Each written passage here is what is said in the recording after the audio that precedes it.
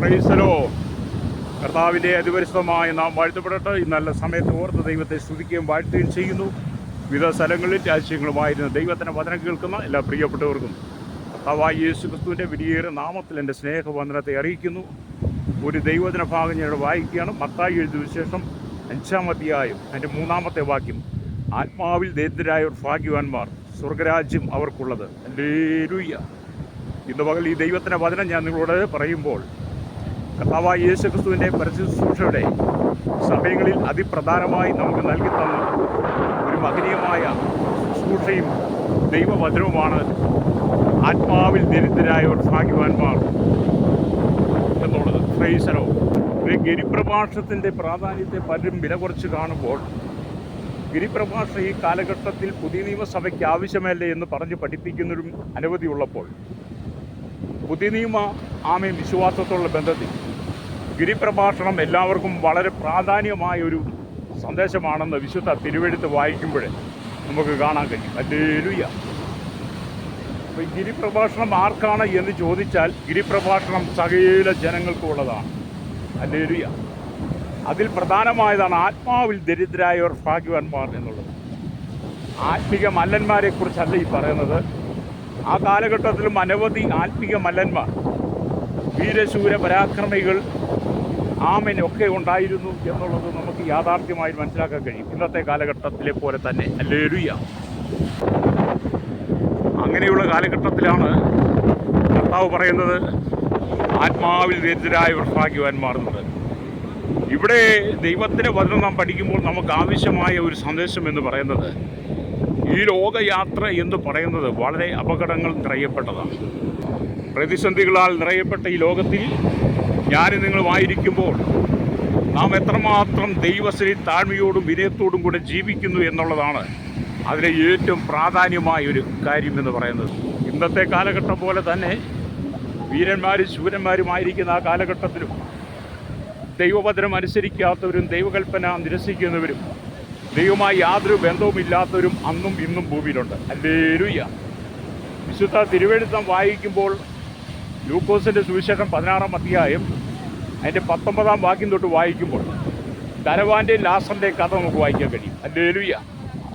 ധനവാനെ സംബന്ധിച്ചിടത്തോളം ദിവസം പ്രതി ധൂമ്രവസ്ത്രവും പട്ടും ധരിച്ച് ആഡംബരത്തോടെ സുഖലോലുപ ജീവിതം നയിച്ച ഒരു വ്യക്തിയായിരുന്നു ധനവാൻ എന്ന് പറയുന്നത്. ഹല്ലേലൂയ.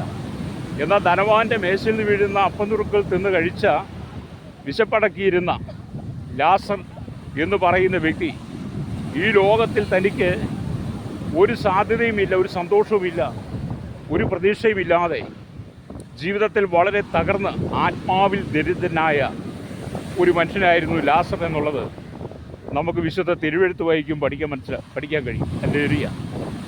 അപ്പം ധനവാൻ ഈ ഭൂമിയിൽ ധൂമ്രവസ്ത്രവും പട്ടും ധരിച്ച് സുഖലോലുപ ജീവിതം നയിച്ച്, ഹല്ലേലൂയ, ധനവാൻ ഇവിടെ മരിച്ച് എന്നേക്കുമായി യാതന സ്ഥലത്തേക്ക് പോയി. എന്നാൽ ലാസർ മരിച്ച് ആത്മാവിൽ ദരിദ്രനായ ആ ലാസർ എവിടെയാണ് എത്തിച്ചേർന്നത്? അബ്രഹാമിൻ്റെ മടിയിൽ എത്തിച്ചേർന്നത്. അത് ഇവിടെ എന്നെ കേൾക്കുന്ന പ്രശ്നഹിത. ഹല്ലേലൂയ. ഈ ലോകത്തിലെ പണവും പ്രതാപവും സ്ഥാനവും മാനവും അധികാരവും ഈ ലോകത്തിലെ കിരീടവും ചെങ്കോലും ഒക്കെ നിങ്ങൾക്കുണ്ടെങ്കിലും, ഹല്ലേലൂയ, നിങ്ങൾ ആത്മാവിൽ ദരിദ്രനല്ല എങ്കിൽ നിങ്ങൾക്കൊരിക്കലും ദൈവരാജ്യത്തിൽ പ്രവേശിക്കാൻ കഴിയില്ല. ഹല്ലേലൂയ. ദൈവരാജ്യത്തിൽ പ്രവേശിക്കണമെങ്കിൽ ആത്മാവിൽ ദരിദ്രനായ, ആത്മാവിൽ ദാരിദ്ര്യം അല്ലെങ്കിൽ ആത്മാവിൽ ദാരിദ്ര്യ ബോധ്യമുള്ളവർക്ക് മാത്രമേ ദൈവരാജ്യത്തിൽ പ്രവേശിക്കാൻ കഴിയൂ. അല്ലാത്തവർക്ക് ആർക്കും ദൈവരാജ്യത്തിൽ പ്രവേശിക്കാൻ കഴിയത്തില്ല. ഹല്ലേലൂയ. ഞാനിവിടെ ദൈവവചനം പറയുമ്പോൾ എന്നെ ശ്രമിക്കുന്ന ഒരുപാട് ആളുകൾ ഈ കടൽപ്പുറത്തുണ്ട്. അവർ വിവിധ സാഹചര്യങ്ങളിൽ കൂടെ വന്ന് ഉല്ലാസത്തിന് വന്നവരാണ്.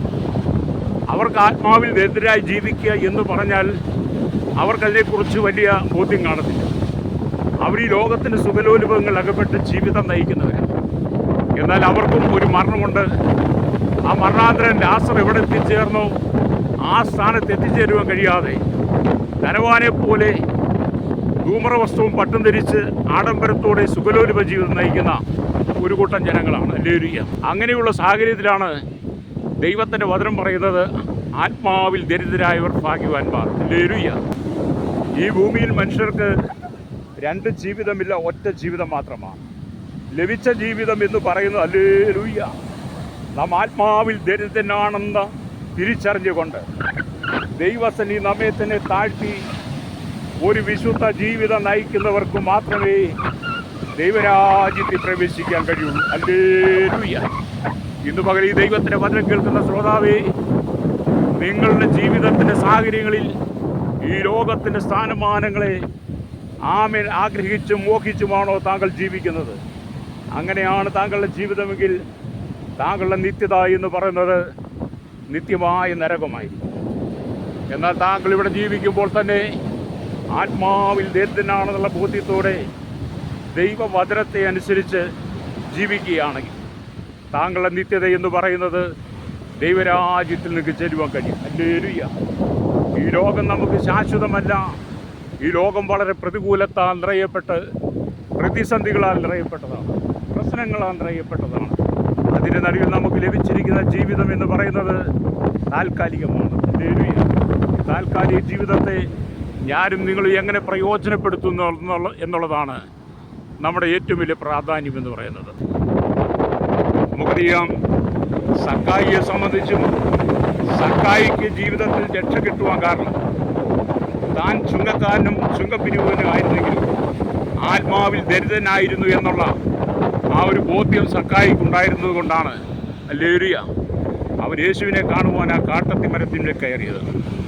വിശുദ്ധ തിരുവെഴുത്ത് വായിക്കുമ്പോൾ ദൈവവചനത്തിന് കൊടുക്കേണ്ട പ്രാധാന്യം വളരെ കൊടുത്തുകൊണ്ട് അതിലൊട്ടും വില കുറച്ച് കാണാതെ ആ വചനത്തിൻ്റെ പ്രാധാന്യത മനസ്സിലാക്കി ഈ കാലഘട്ടത്തിൽ ദൈവത്തോടടുത്ത് ജീവിക്കുന്നെങ്കിൽ മാത്രമേ നമുക്ക് ദൈവസന്നിധിയിൽ എത്തിച്ചേരുവാൻ കഴിയുള്ളൂ എന്നുള്ളത് ഒരു യാഥാർത്ഥ്യമായ സംഭവമാണ്. കാലം അതിൻ്റെ അന്ത്യത്തിലേക്ക് നീങ്ങിക്കൊണ്ടിരിക്കുമ്പോൾ കർത്താവിൻ്റെ വരവ് ഏറ്റവും ആസന്നമായിരിക്കും കാലഘട്ടത്തിൽ എന്നെ ശ്രവിക്കുന്ന പ്രിയ ശ്രോതാവി, ഈ ലോകത്തിൻ്റെ സുഖലോലുപങ്ങളിൽ വീണ് നിങ്ങളുടെ ജീവിതം തകർത്ത് കളയാതെ ആത്മാവിൽ ദരിദ്രനാണോ എന്നുള്ള ഒരു സാഹചര്യം എന്നുള്ള ആ ചിന്ത നിങ്ങളുടെ ഹൃദയത്തിൽ വാഴട്ടെ. അല്ല എങ്കിൽ നിങ്ങൾ ഈ ലോകത്തിൻ്റെ സുഖലോലുപങ്ങളിൽ ഉളച്ചുമതിച്ച് ജീവിക്കുന്ന വ്യക്തിയാണെങ്കിൽ താങ്കളുടെ നിത്യത എന്ന് പറയുന്നത് നിത്യമായ നരകത്തിലായിരിക്കും. അതുകൊണ്ട് ഇന്ന് പകൽ ഈ വചനം കേൾക്കുമ്പോൾ നിങ്ങൾ മാനസാന്തരപ്പെട്ട് മടങ്ങി വന്ന് ദൈവത്തോട് ചേർന്ന് വസിപ്പാൻ ഞാൻ നിങ്ങളെ ആഹ്വാനം ചെയ്തുകൊണ്ട് നിങ്ങൾക്ക് വേണ്ടി പ്രാർത്ഥിക്കാൻ പറ്റുക. പരിശുദ്ധനായ ഞങ്ങളുടെ നല്ല ദൈവമേ, സ്വർഗ്ഗ പിതാവേ, അനുഗ്രഹിക്കപ്പെട്ട നല്ല സമയത്തിനായി ദൈവത്തെ സ്തുതിക്കുന്നു. ഈ വചനം കേട്ടുകൊണ്ടിരിക്കുന്ന എല്ലാ പ്രിയപ്പെട്ടവരെ അവിടുത്തെ കരങ്ങളിൽ ഏൽപ്പിക്കുകയാണ്.